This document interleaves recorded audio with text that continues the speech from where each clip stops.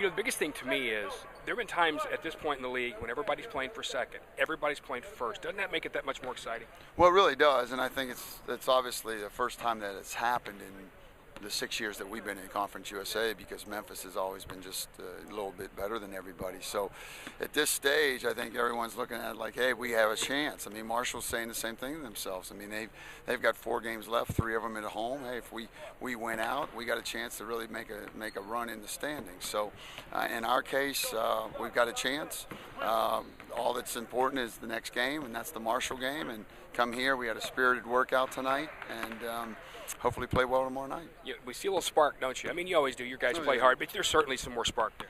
I think so. I think that we came through just such a critical period, Rick, when hadn't lost to SMU in our entire time in the league.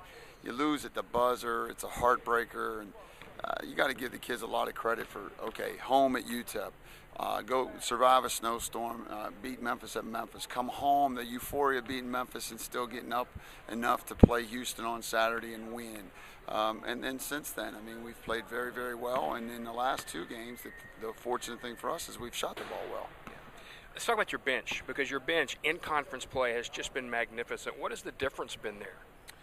Well, I think that Cody's development, Jordan becoming healthier and healthier since early January, accepting his role coming off the bench, and which gives Bryce even more confidence as our starter, and DJ Magley just being a key cog in everything, just with his enthusiasm. And then I think Tim Pete, who's had the least amount of minutes, is continuing to get better and really understands things. Probably 6 weeks ago, those guys hit a wall, and that freshman wall. Practice and scouting reports and travel and academics, and they realize it's just not that easy. But what they did is they really turned it on in terms of how they're going to approach practice every day and get better. Now it's, hey, February's over for the most part. They see March and they see what's on what's at stake, and they're excited about it. That makes it easier for you because you can go to more rotation, you can give guys more minutes, but it also makes it more complicated in rotation, doesn't it? No, because I tell you, I feel like I've made mistakes where I've played Scotty too many minutes at times. I feel that I've made mistakes where we get down or something and I have to have Steven in the game, and I have to have Justin in the game, and I have to have Scotty in the game.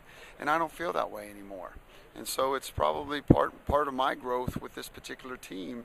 And as you know, in my past, I was very dependent on Ben Uzo and Jerome Jordan. I've always developed my bench, but not to the point where I have them scoring as much as they're scoring right now, without those key players playing well. So I think that probably my own personal growth with this team is a big factor here, and I feel really comfortable playing any one of those 9 at any point in the game. Just kind of thumbnail what's important tomorrow night in this game. Well, it's a fist fight. I mean, flat out fist fight, and we better be ready to fight. He's done a good job with them. They go up and down pretty good. You got to be tough, and if we're tough and we rebound and we take care of the ball, we'll be right there.